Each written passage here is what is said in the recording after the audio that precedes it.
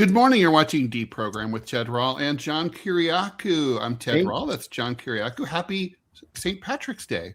Happy St. Patrick's Day. You know, I don't know why. I have some kind of mental block. And every year, I just, for the life of me, can't remember what day is St. Patrick's Day. And Really? then yesterday, I went to the post office, and it's next door to an Irish pub in my neighborhood. And I was like, oh, okay, it's coming up. Well, in New York, it's hard to forget. Yeah. It's always part of the scenery. And, I have no Irish ancestry at all, but I always love Irish people. So they're great. So anyway, okay, so let's see. Well, we've got lots to talk about. Trump's been begging European allies to help him out he basically started a fight. Now he wants the help of the Europeans to help them reopen the Strait of Hormuz. He claims that some countries are lining up. I don't know if he has like Tuvalu and Vanuatu ready to help. But well, usually Tahiti and Costa Rica are good to go on these issues. Yeah. You can always look at the mighty Costa Rican fleet will save the day there, but it doesn't look like the frogs or the krauts can be bothered. And then this is a continuing story, but I think it's worth noting. Israel continues to decline in the polls. What's really funny is it's all attributed to Gaza. But there's no, all the analysts don't talk about Israel's role attacking Iran. That can't be helping. And then this is a huge story, and it's being a little bit buried. Pakistan bombed Kabul and hit a drug rehab center. I didn't even know that the Taliban had such things. They killed at least 400 people at the rehab center in Kabul. Yeah. And this will be familiar. They basically said, well, we weren't aiming at a rehab center. We thought it was an ammo dump. Exactly. And Cuba is in total electricity blackout. Not the first time it's ever happened, but it's like they're getting longer and more thorough. And Trump said he's musing and saying that he can take Cuba. He wouldn't say what that meant. He said he will have the honor of taking Cuba. Or he said, I could liberate it or I could take it. Mm-hmm. And then he added, I can do anything I want. It's breathtaking. That's the word. Yes, indeed. I mean, by Trumpian standards, it's always like he calls and raises himself over and over. John, what would you like to discuss first? Really quickly, just to get it out of the way, I want to talk about Cuba for a second, because we're going to spend the whole show practically talking about Israel. I was in Cuba 3 years ago, last month, and there are power outages every day, and people get used to it. They sort of set aside water in jugs, and they have some sticks and twigs to make fires if they have to cook food. But you're pretty well guaranteed that your electricity is going to go out 2, 3, on a bad day, 4 hours a day. Literally, the entire country is blacked out right now. Mm-hmm. They are out of fuel. It just doesn't exist. Mm-hmm. The streets, I don't know if you've seen on the news, the streets are completely vacant except for people on bicycles. Mm-hmm. This is different from previous blackouts. The government is teetering on the brink of collapse. And Trump said yesterday that the administration is in talks with the Cubans that he might not invade Cuba if the current president steps down. It's the Venezuelan model. That's exactly what it is. It's the Venezuelan model. I can't even believe that we're having this conversation, but there it is. How would so I think that, from what I can gather, the current president is amenable to the possibility of stepping down. Yep. But then what? I mean, how about the Cuban people? Right. Do they want to return to a Batista 2.0 situation? See, this is that anti-communist Marco Rubio, just like we said, neocon, hater of communism, even though his people left Cuba before the communists took over, as did Ted Cruz's. But there's just nobody to stop these guys.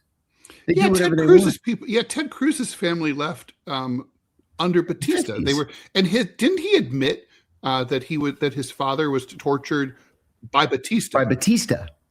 So is he? I mean, like you said yesterday, for a smart man, he's incredibly stupid. Incredibly, it's shocking how stupid Ted Cruz is. Yeah, I mean, he wasn't he like the lion of the Harvard debate team? Yes, exactly. And that's why Alan Dershowitz called him the smartest law student he ever had. Ted Cruz. That isn't true. That cannot be true. Tell you, man, that says a lot. All right. So look, let's unpack this. I mean, will he get the Venezuelan model? And will we see another Mariel boat lift, another massive migrant flow? Or is that something that Trump wouldn't allow? Is there a way he could stop it? My guess, Ted, is these guys in Cuba, they love their country. Mm-hmm. And if they think that stepping aside is going to save their country from an American invasion, yes, whether that's a realistic scenario or not, I think that they'll step aside. I agree with that. Will Cuba become a failed state? God, I think it pretty much is. I mean, it took us almost 65 years or 66 years. But yeah, I think we finally failed. We finally forced Cuba to fail. I think that's really what it's finally come down to. But I mean, look, we've already made Haiti a failed state. Yeah. It's much smaller than Cuba. Cuba has 10 million people. Yes. I mean, it's hard to imagine that we're here in the United States, we can escape the repercussions of having a failed state 90 miles off the Florida coast. Yeah. And everybody's okay with that. And then what does that mean over the longer term? Does it mean that all these Cubans are going to go back to Cuba? I mean, what are we supposed to take from this? Yeah, that's like one of the big negotiating points, right? Like that the Cuban expats would be allowed to invest in Cuba. I guess the Cuban government's already agreed to that. I don't even know why they were against it in the first place. No. Who would want to invest in Cuba at this stage if it's about to, circle the drain? Right. I wouldn't. I'd be worried about it, like genuinely. I don't know. I wanted to get that out of the way just because I think it's far more important than the American media are telling us right now. Well, shall we knock off Pakistan too? Yeah, let's do that. Okay, so obviously, all-out war. Remember, those were the words. Right, and there's so many echoes of what's going on between the U.S. and Iran. Right, I mean, the U.S. hasn't really articulated clear war aims against Iran. It's sort of like, hey, let's bomb some shit and see what happens. And that's kind of like what the Pakistanis are doing in Afghanistan. Mm-hmm. They're bombing some shit and seeing what happened, and they seem to be using the same outdated map information that maybe they're using the DIA as subcontracting their maps to the ISI.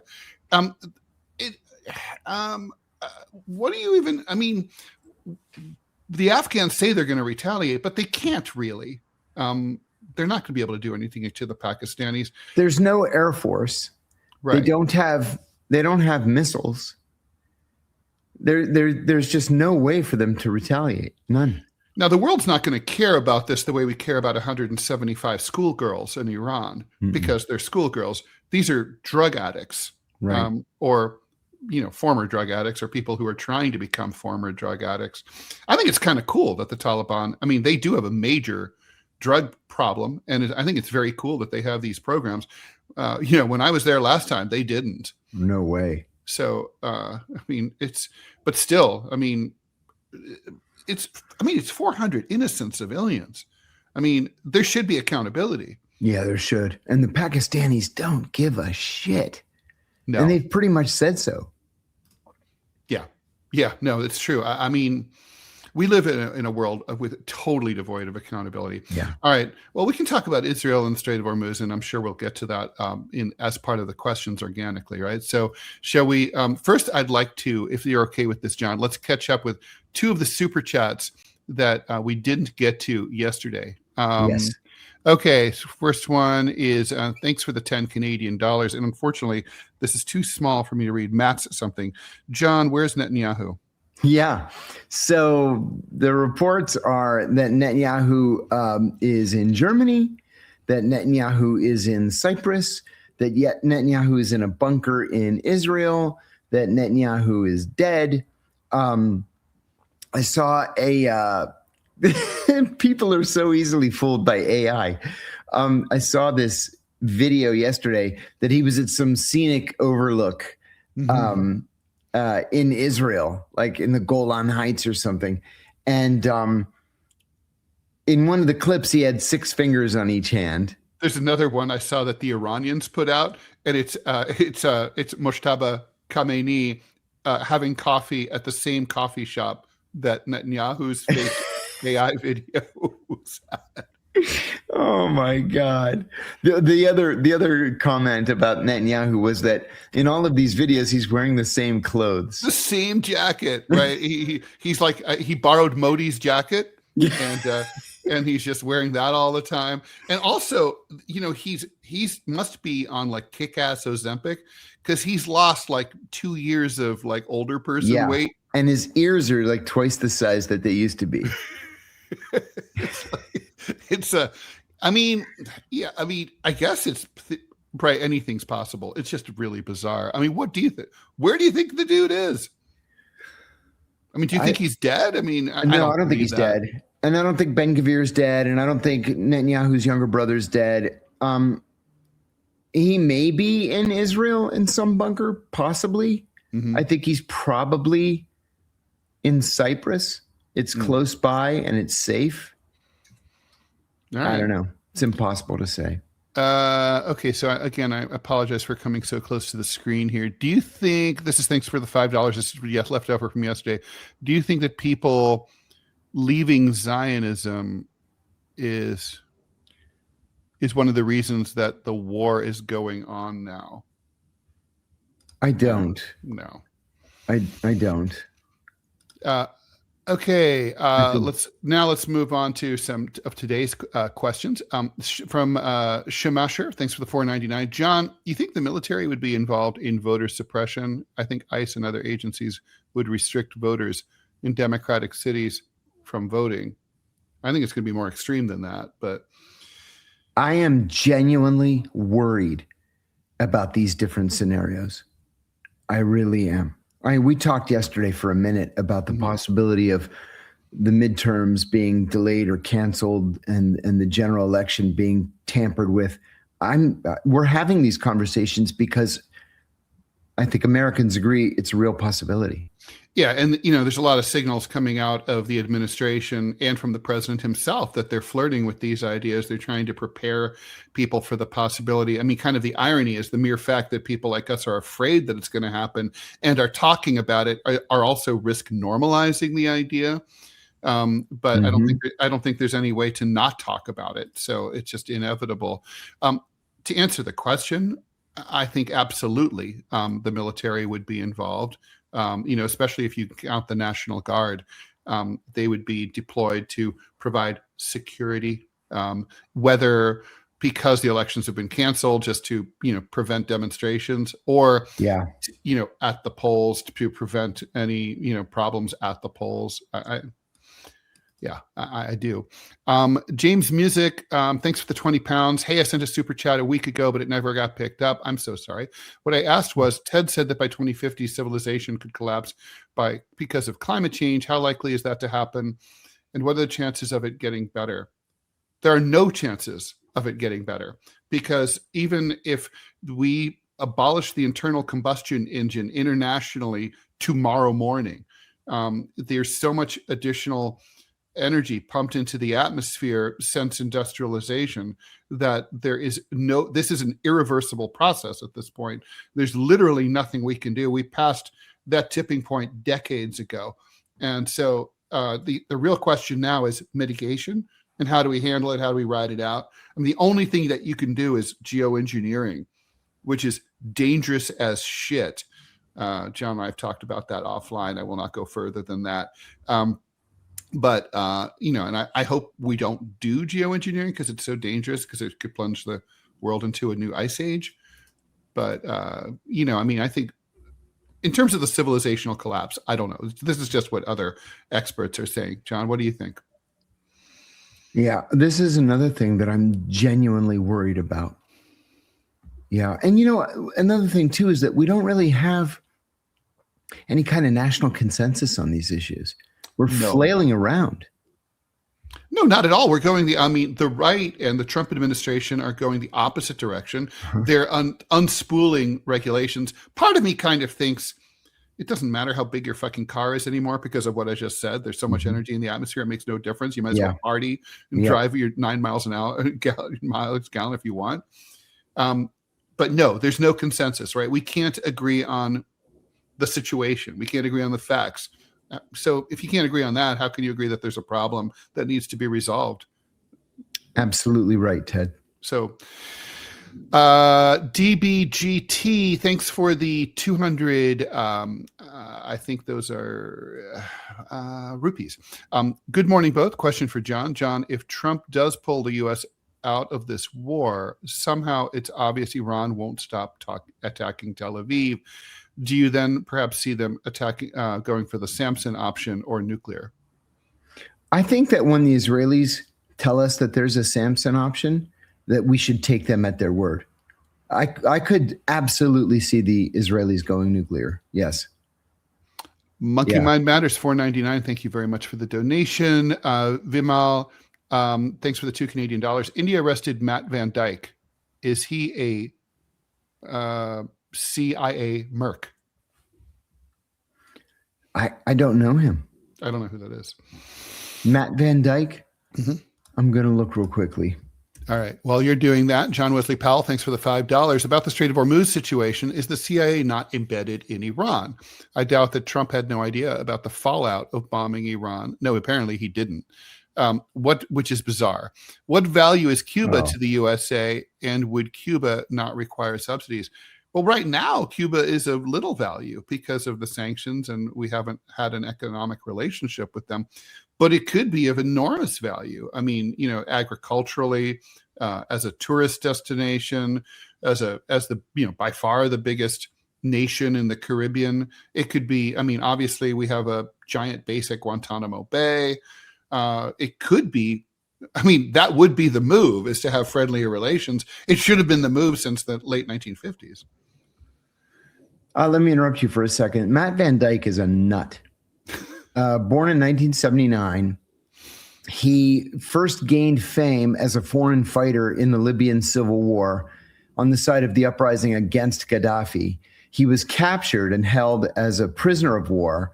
He then was released and then traveled by motorcycle to Syria, where he took up the fight against ISIS. He founded a 501c3 called the Sons of Liberty International. After fighting ISIS, he went to Ukraine to fight the Russians in March of 2022. He's been captured repeatedly. I guess he's not a very good foreign fighter.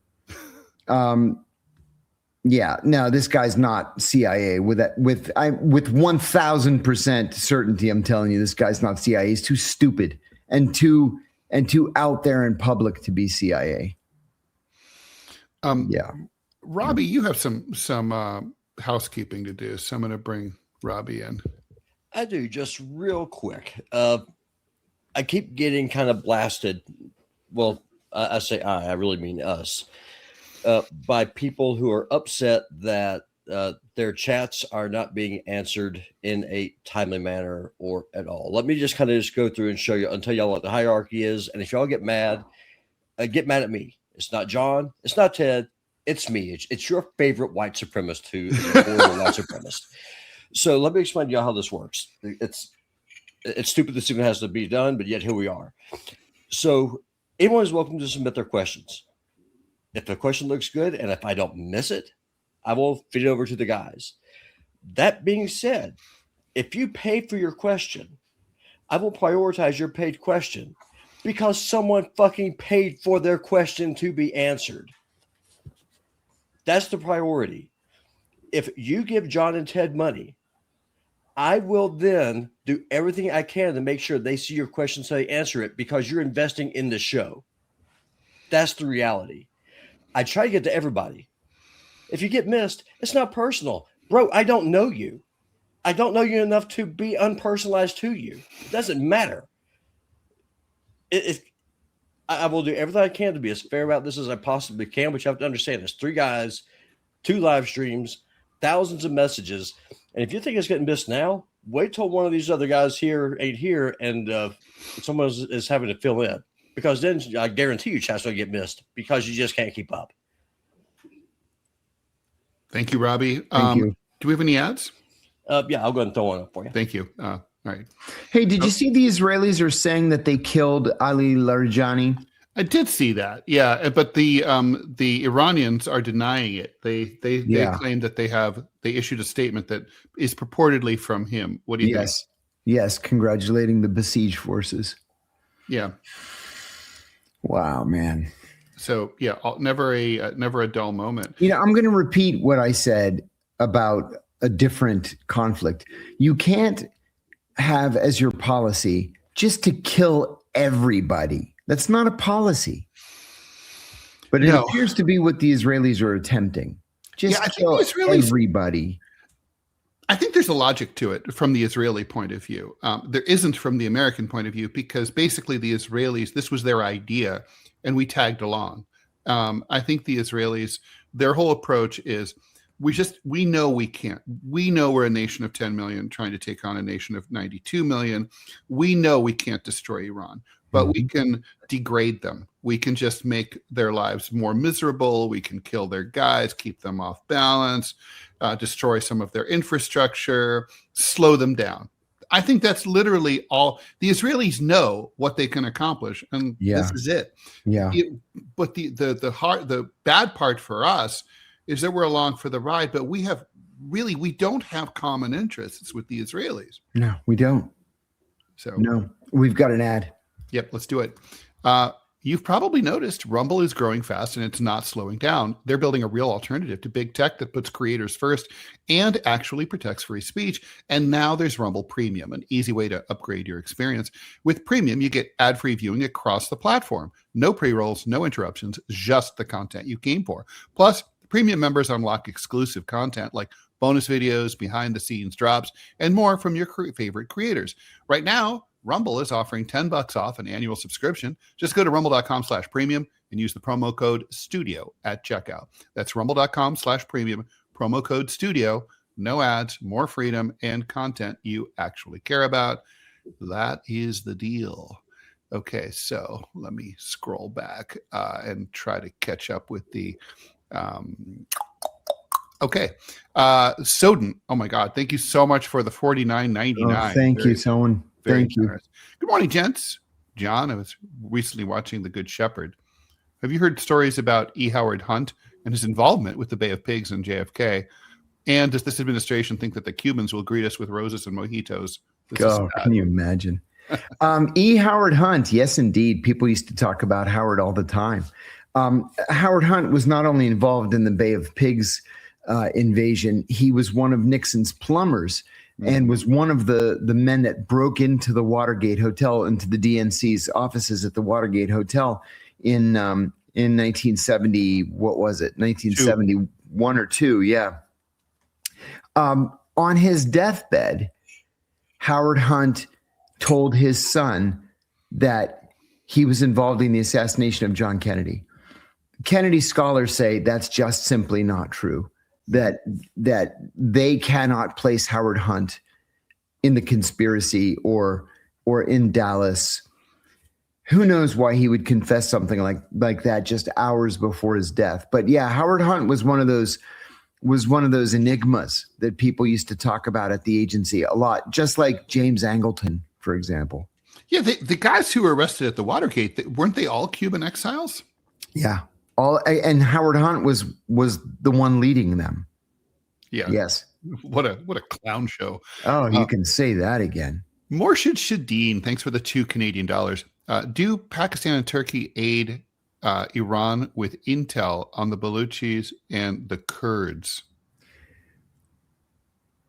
That's a good question. That's a good question.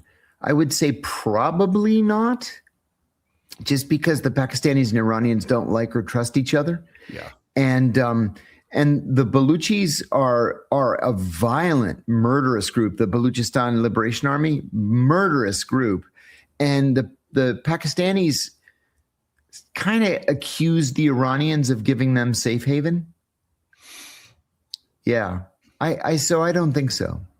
I would agree with that. It's a dangerous neighborhood. And the Pakistanis, to tell you the truth, they don't get along with anybody. That's true. They're spicy. Except the Chinese. They love the Chinese. Fast Eddie, thanks for the £5. What concessions would the U.S. be likely to offer the Iranians to reopen the Strait of Hormuz if the U.S. Navy is unable or unwilling to open it themselves? Well, that's just the thing. That's the question right there. They should offer concessions, I guess, but I don't think they will. Or any. At most, they could offer a ceasefire. But I don't think the Iranians are interested in a ceasefire, and they shouldn't be, because it just means that the war will resume at some later point, and and it's all mostly on their territory. If I'm the Iranians, I'm not happy about seeing my people killed, but I like the way this is going. I like the future of it. I like the trend line. I have to agree with you. The Americans are squirming. Big time. Where they're sending secret messages. Hey, can we talk about this? And then the Europeans are saying, go fly a kite when we ask for help. And then this was a bad idea from the beginning. Trump was played by Netanyahu, and now we're stuck. And this is why, John, this very militaristic country that we live in, that repeatedly has fucked with the Middle East since before you and I were born, why Democratic and Republican presidencies alike repeatedly thought about going to war with Iran and then decided not to. Yes. It's like, it's too big, it's too hard. That's right. And now it's too big, it's too hard. Nothing's changed. That's it. Random, thanks for the $10. As someone who identifies as a leftist, I must ask, why do we like Tucker Carlson? Doesn't he hate us? Thank you for this. I love you three, and I love this show. #pardon Kiriakou. Thank you. Well, as the leftiest of the two of us, I think it's fair to say, I like Tucker Carlson because he's honest and he plays it straight as far as as much as anyone else on in the media. And to me, that counts for a lot. I don't care if you come from the left or from the right. If you're not full of shit, I like you. That said, I don't think he likes us lefties. I disagree. Really? He and I have talked about this. Okay. He was liberated when he was fired from Fox News. He is genuinely a populist, like a real populist. And a real populist understands that there are issues on which the left and the right can agree. And if that agreement advances the populist agenda, he's okay with it. He and I will never, ever, ever agree on abortion, for example. Never. But we agree on a lot of other things like civil liberties. And so, I'm one of those people that I'm happy to make alliances wherever we can find agreement. And I find him one of the most, if not the most reasonable right-winger that I've ever encountered. I would. Yeah. I mean, look, I feel the same way about making alliances for sure. 100%. All right. Well, I'm glad to be wrong there. And he's a genuinely good guy, just a genuinely good guy. I trust him. I like him, and I enjoy his company. Good to know. I've never been on his show, so I don't know. R.I.P. I'm going to go back on the 20th of April. Oh, cool. Yeah. 420 day. Yeah. 420 day. R.I.P. Michael Parenti. Thanks for the $4.99. Is there much diversity of political perspective or thought inside the CIA, or is it fairly uniparty groupthink in the name of American imperialism? That's a good question. It's funny when you are, how should I say this? When you are part of that culture, you think that there's wide disagreement and you're having these very deep intellectual debates. And then when you are outside the CIA, you realize that the debate was inside this little box that you thought was the broader world. And it's not. So to answer your question, most people are inside that little box promoting the cause of imperialism. Yes. Good question. John, you've said the U.S. is the best country in the world. Do you still feel that way? And thanks for Monkey Mind Matters $4.99. Which country would you pick if you were going to leave? Greece. I would pick Greece, but I'm biased in favor of Greece. But there are lots of places that I've been that I could live easily. I could live in the United Arab Emirates or Bahrain. I could live in Uruguay. I'll tell you what, man, I went to Uruguay and I was like, oh my God, this is paradise. I couldn't believe the third person who's told me that. Yeah. It's incredible. Would you say the U.S. is still the best country in the world? I mean, it depends. How did best? How do you define that? Yeah, best. I'm biased in favor of the U.S. only because I'm an American, of course. Best, we have some serious problems. I think that in terms of day-to-day life, I would have a much easier time of it living in Greece. Yeah, much easier time. Probably France for me because I speak French, right? Right. So, and I am a citizen, so that helps enormously. Right. Ted, I'm flying to Berlin this afternoon, and I'm flying on Swiss Air, and they've been sending me these automated emails. I have like 6 of them, reminding me that I absolutely positively have to have this app that allows Americans to get into the European Union, but I have to pay 25 euros and I can't enter without this app, and you better fill out the form and you better download the app. It's like, all right, I heard you the first 5 times you told me, but I've got my Greek passport. You know how many people fucking show up at the, so yeah. So are you doing the app or not? No, you don't need to. I just pull out my Greek passport and just blow right through. Yeah, by the way, that's bullshit. The US and Europe, Western Europe, we never had any kind of visa regime. This is de facto like a visa light regime. That's right. That's exactly what it is. It sucks. And it's bilateral. In fairness, we're charging Yes, it's bilateral. Yes, so, indeed. It's still crap. Assad, thanks for the 1999. As a Palestinian in the diaspora, never did I imagine we would begin polling, which shows Americans beginning to support Palestine over Israel. That's one of our topics today. Though it took a genocide of my people, significance for electoral politics. Let's talk. So the latest, there's now a set of polls, not just an outlying poll, that shows that for the first time, more registered voters in the U.S. do view Israel negatively, and more people sympathize with the Palestinians than with the Israelis. And most of that change is among registered Democrats, but also many independents. Republican pollster Bill McInturff, what a name, says this is unrecognizable in terms of where America was and the Democratic Party was for a 20, 30-year history. The Democratic primary in 2028, if we have one, is going to be fought on very, very different terrain in regards to the issue of Israel. So I think this is going to blow up the schism between the progressive left base of the Democratic Party and the Zionist DNC that runs the Democratic Party. This is where, if it was like you had another 2016, or let's say you had another 2016 split between like a Bernie and a Hillary, this would be advantage Bernie. It's not that he's like a reliable anti-Zionist, but this puts wind in the sails of the progressive left. It sucks the air out of AIPAC. AIPAC is not going to be a 2-party organization anymore. It's only going to be a Republican organization going forward. I think the repercussions are big. I think so too. Hey, let me interrupt us for a second. There's breaking news that Joe Kent, the director of the National Counterterrorism Center, has resigned. Joe Kent has only been the head of the NCTC for 8 months. He barely squeaked through the Senate confirmation process. He was a former CIA paramilitary officer, a graduate from Norwich University in strategic defense analysis, whatever the heck that is, and a far right-wing candidate for the House of Representatives from the state of Washington.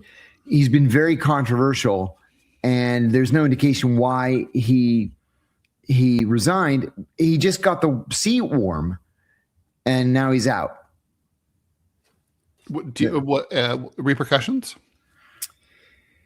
I wonder if he or the NCTC missed something in terms of terrorist planning.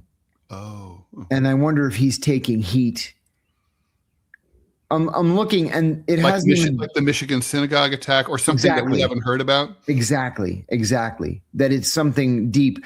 The Southern Poverty Leadership Council and 47 other civil rights groups opposed his nomination in the first place, saying that you're putting a right-wing, like Charlottesville kind of extremist in charge of counterterrorism. Come on. Wolf, enjoy the hen house. Wow. So getting back to the Palestinian diaspora questioner here. May I comment on that?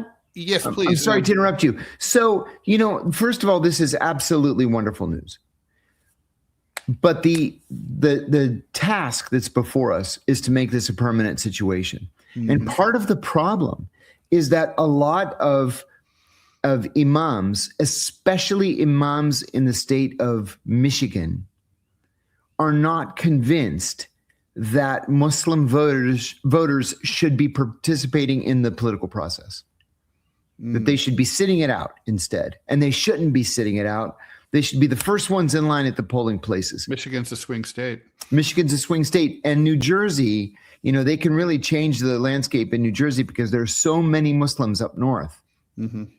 So this is the thing. If public opinion is turning in favor of the Palestinians, then weigh in. We need to seize this. I think, but also I want to say, I think, yes, obviously the Gaza genocide is the driving force, but also I think a lot of people, including people on the right, do not like to see the U.S. dragged by its nose, at Bibi Netanyahu's behest. Yes, agreed. Ethan, thanks for the 550 Turkish lira. Could shifting U.S. policies in the Middle East lead to Turkey being sidelined or pressured in favor of Israel's security interests? That seems to already be happening. Mm-hmm. Agreed. Monkey Mind Matters, $4.99. We already answered that one. Sorry. Firmware, thanks for the $10. Quarterly profits of ExxonMobil exceed the total budget for paying all 3,000 scientists in the IPCC by a significant factor. That's depressing. Fun fact: Exxon makes half of its revenue from non-oil downstream industries, especially chemicals. Also, fun fact, right? Like the companies like ExxonMobil are the biggest drivers of green energy. They are, which is nuts, but it's true, and it's smart, right? Yes, they're forward looking and they're leveraging. That's right.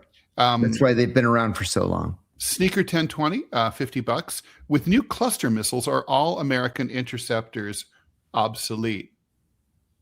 Obsolete's a big word. Yeah, you said you took the words right out of my mouth. I wouldn't say obsolete. I would say challenged. Much better word.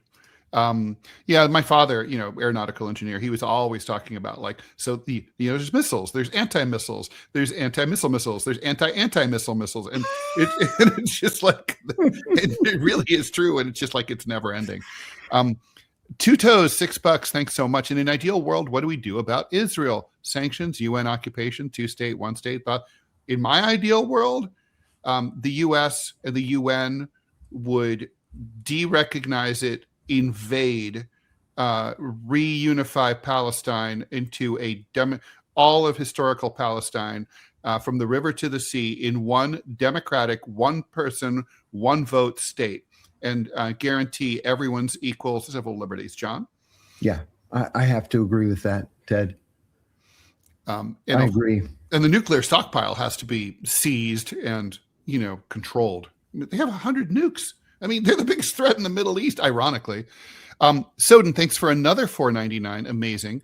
John, my mother's country, Guyana, is ending its decades-long agreement with Cuba to host medical brigades, resulting in the withdrawal over 200 doctors. Was this pressure from this administration and is legal? I'm sure it's legal. Does anyone in DC have any freaking compassion? Fuck no. What a joke. It's got to be Trump administration pressure. It's got to be. Yeah, it's got to be. It's got to be. What else can you say? It's ridiculous. I mean, plus the Cubans are good doctors. I mean, they are. Portia, thanks for the $2. Hey guys, my wife and I just watched the Unsolved Mysteries about Jack Wheeler's murder. Very strange case, and I was wondering if John knew him in Washington or had any opinions on the case. I did not know him. I don't even know who that is. Sorry. No. $2, John, from Max. Thanks, John. What are your odds that the new Ayatollah is a gay Ayatollah? Oh, yeah, I read about that. I read that. That's such an Israeli thing to do. Yeah. Ridiculous. FUSO $1. If six-fingered Bibi is dead, who's the president of the United States then? Yeah. That's what George Galloway said yesterday, and I cracked up. FUSO $1. Also, is jerking off better with 6 fingers, asking for an AI friend. Oh my God! Wasn't Anne Boleyn born with she had 6 fingers? Yes, and it was one of the allegations that she was a witch, right? Yes. Okay.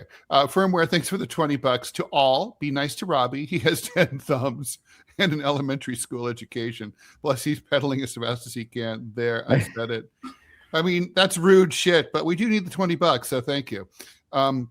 Brady Okerlund, $9.99. Hey, Ted and John, why haven't all the Epstein files been fully released yet? The beef jerky comments are so odd, and the situation feels strange. What's actually stopping full transparency? Seriously, I've been seizing on the beef jerky comments. Have you followed that, Ted? No, please bring me up to speed. So there are 1,300 emails that mention beef jerky. So-and-so's coming over to teach us how to make beef jerky. So-and-so has this amazing beef jerky recipe. Mm-hmm. We're going to make the beef jerky. The beef jerky looks so beautiful. We're going to freeze the beef jerky. We're going to store the beef jerky. They talk about beef jerky 9 ways from Sunday. The only thing they don't talk about is eating beef jerky. So clearly beef jerky it's got to be drugs or children or something untoward. It's outrageous. Sounds like drugs to me. I would think so. Cocaine, maybe. I would think so. Right. So why are the files not being released? I mean, look, obviously, because there's shit in there. We should take Trump at his word. Trump said he doesn't want them released because he doesn't want to embarrass his friends. He said that. Yeah, I believe him. I do too. Okay. Firmware, thanks for the $5. Ted, I'm to the left of Lenin. So there. I was an English major. I know alliteration. All right. James Kelly, thanks so much for the $2. You guys are awesome. Love the show. Thank you very much. Polycron, thanks for the $4.99. John, the Iranian special interest section in the U.S. is in the Pakistani embassy. I've been there. Yep. Can you elaborate on the Iran-Pakistan relationship? That's a legacy. It's proper. It's proper. For a while, the Iranian intersection was in the Algerian embassy, and then it sort of changes every once in a while. We've had Switzerland, Sweden, Italy in Tehran. So yeah, they'll do it for 5 or 10 years, and then they'll just kind of switch up. John, in all honesty, thank Toby for the $7.99 Australian dollars. What's your perspective of the human condition? Wow. We only have 20 minutes left. I feel like everyone follows a philosopher, but what is your view of human nature, John Kiriakou? I will go and I've got a framed postcard that I found in Athens with a quote from Socrates. And it says, "The only thing that I know is that I know nothing." Ooh, that's good. And that is my philosophy that I've adopted. The older you get, the truer that feels, for sure. Dingleman, thanks for the $10. There seems to be a big threat from lone wolf mass shooters that are on decentralized Telegram chat rooms. John, if you were running the CIA, how would you combat this? This is actually an FBI issue because it's domestic. Yeah. But you got to put those Cray computers to work. We're spending billions and billions of dollars on tech and AI so that we can root these people out. So why aren't we rooting them out? Unless you need more human analysts to follow this stuff. I just received Joseph Kent's resignation letter. Interestingly enough, he did not send it to Tulsi Gabbard, who's his boss. He sent it directly to President Trump. Dear President Trump, it doesn't even say dear, it says President Trump. After much reflection, I have decided to resign from my position as director of the National Counterterrorism Center effective today. I cannot in good conscience support your ongoing war in Iran. Whoa. Wow. Iran posed no imminent threat to our nation, and it is clear that we started this war due to pressure from Israel and its powerful American lobby.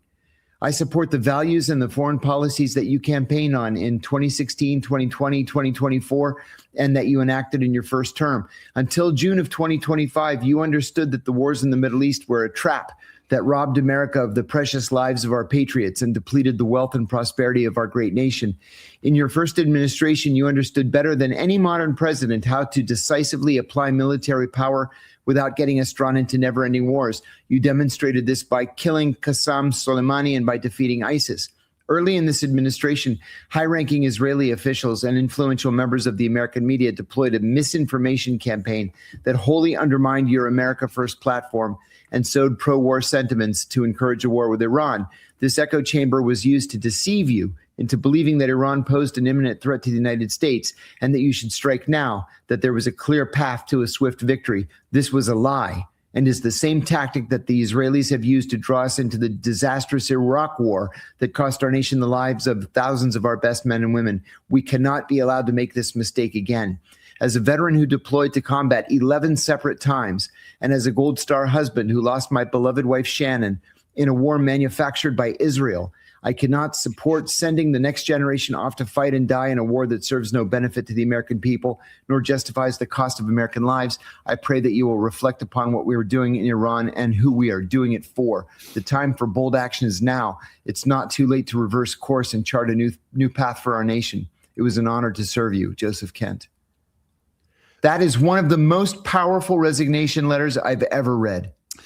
John, there hasn't been, and I've talked about this in the past, the idea of the principled resignation, we haven't really seen since the Carter administration and the Cyrus Vance, and his resigned as Secretary of State because he opposed the hostage rescue attempt that went tits up in the desert when in a sandstorm claimed our helicopters. It wasn't even like really truly like that serious a matter. Right. But resignations on principle used to be a fairly standard place to go. And now nobody does it anymore. That's the first one of any significance of my lifetime. Yes, I agree. Wow. I'm amazed by it. I would have expected this from a half a dozen other people in the administration, not from him. But the argument is so powerful that you can't ignore it. Trump is losing the very people who put him in office. Yes, he is. Why? And for what? For Netanyahu? Yeah. Well, yeah. So Trump, his reaction inside his heart of hearts, how does he feel? Yeah. And what will be I think we know his public posture will be belligerence, defiance, insulting, but I don't even think we have to discuss that. In his heart of hearts, does he think that he has a point? I think so. I mean, you have to be friggin' brain dead not to see the point. All right. Well, we have a bunch of questions, so we should get to them as much as we can here. Okay, Niku, thanks for the $5. Tucker's Carlson with Greenwald. They talked about crazy new DEI for Jewish students and a lot of censorship on Israel speech. Any truth to that? I know nothing about this. I haven't heard that. I'll say again, and I'm just going to take a cheap shot here because I can. It's our show. Glenn and I went to college together. I was a senior. He was a freshman. I was president of the College Democrats, and he was the freshman rep to the College Democrats. He was a weirdo back then. He's a weirdo today. He's a media whore. I really don't have respect for him. That's just me. Sorry, I'm being a dick today. I can't help it. I woke up in a bad mood. Look, all I can say is that he was nowhere to be found during the LA Times thing when everyone else of his political persuasion was writing amicus briefs for me. He wouldn't even cover it. See, that's how when I blew the whistle, he told me, "You're on your own, buddy." Yeah, I mean, I don't know if that's Pierre Omidyar shit, but whatever. He's a puss. Okay, John and Talon, $4.99. Thanks so much. As a massive fan, in content with Tucker, as he continues to push agenda into shock-hungry stances on anti-vax and abortion, will you? Oh no. Tucker and I are on polar opposite sides of those issues. And I'm never on with Tucker, so it's not an issue for me. Yeah, although I will say, like Ted, I got 5 COVID shots. 5, right? I mean, in part because we had to in order to keep our jobs at Sputnik. I got 5 COVID shots. And then for the very first time in my life, I started struggling with blood clots. And I was hospitalized twice. Like, where the heck did that happen? Never on either side of my family has anybody ever had a problem with blood clots. Wow. And I'm 59 years old. I'm hospitalized for blood clots. That's not good. No. Steve, thanks for the $5 Would either of you ever go back to Australia right now? Well, definitely. Go back to Australia. I've never been to Australia. It's awesome. I hate to say. I bet it's awesome. But would you be worried? I edited the National Geographic tourist guide for Australia. And How fun. It was just money. And they sent me all the photos, right, for the proofs. And I've never cared about Australia. And then they sent me those photos. And I was like, holy shit, what a beautiful country. I really want to go. Ted, and I felt that ever since. I never cared one whit about going to Australia until I went. I went for a WikiLeaks event in 2023. And I was like, oh my God, this is the most beautiful country in the world. I couldn't believe my eyes. So would you be worried about getting arrested at the airport for wrongthink? I don't understand why that. I would be far more worried about that in the UK. Far more worried. Richard Medhurst, you know Richie Medhurst, the independent journalist. No, I don't. He's a brilliant writer, a brilliant analyst. He's British and pro-Palestinian. He's repeatedly been arrested, re-entering his own country from overseas. Yesterday, he published a map showing where every one of Hezbollah's missiles has struck inside. Oh, yeah, I saw that. And they put out a warrant for him again. Yeah, so in here in the U.S., American guy did that, and he was, and on the right, people are calling for him to be arrested for treason. Treason against Israel. It's not treason to betray another country. No, morons. Well, you can't really betray another country, rat out another country. It might not be nice, but it's what not a treason. Moron. Hogs Candyland, $5. The world is a charade, and those in people power do what they want. No question. Traxance, thanks for the $1. I understand it's a very long shot, but if you add Lebanon to the one-state Palestine solution, which would increase the Christian population significantly, would it make it more palatable for the United States? I'll tell you what, I support a 3-state solution, and nobody's talking about it yet, but there's nothing to connect the West Bank and Gaza. Nothing. That's true. They should be independent countries. That's true. With Israel in between them. Yeah, Gaza could be a city-state. It could be a city-state under, Saudi administration or whatever the agreement is. I don't even care. Egyptian makes no difference. I was going to say I could see Gaza under Egyptian administration. That makes historical sense. Let's see. John, Toby J44, thanks for the $2.99. Have you had a dream about what's ahead? It's a deep. All the metaphysical questions are coming in today. No, tell you the truth. Deep in the back of my brain, I'm still so obsessed with my own problems that I'm not dreaming about the world's problems. On some bad $5. I wake up and my first thought is, "You evil bitch." and then I get a hold of myself. Oh, yeah. No, I get that. Shadow Cell book targets Falcon, watched Patriots Day again, and the FBI task force. That's the movie about the Boston Marathon bombing, right? I think. Set up TTF at the Black Falcon terminal in Boston. Not to mention a lot of U.S. government SUVs have Falcon number plates. Okay. I don't know. Daily Bar, thanks for the $9.99. What would be your take, in your opinion, for the United States to be successful in Iran? Wow, that is a $2 billion a day question. Yeah, that's a big question. Honestly, I don't think we can be successful in Iran. No. I don't. There's no scenario in my mind where we can be successful in Iran. Well, no, I think there is, but we won't do it.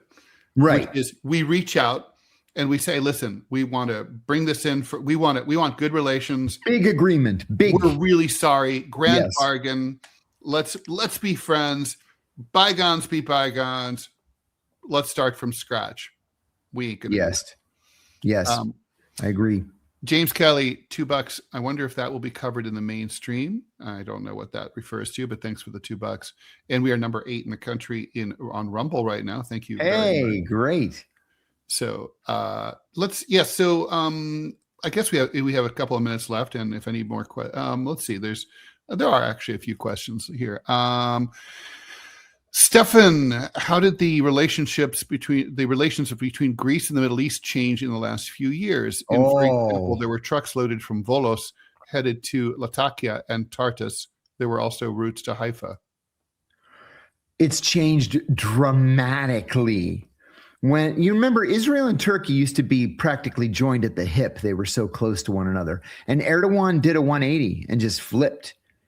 And as soon as the Turks and the Israelis became enemies, the Greeks stepped in and said to the Israelis, we'll be friends with you. Because it used to be the Turks were with the Israelis, the Greeks were with the Arabs. And this was for decades.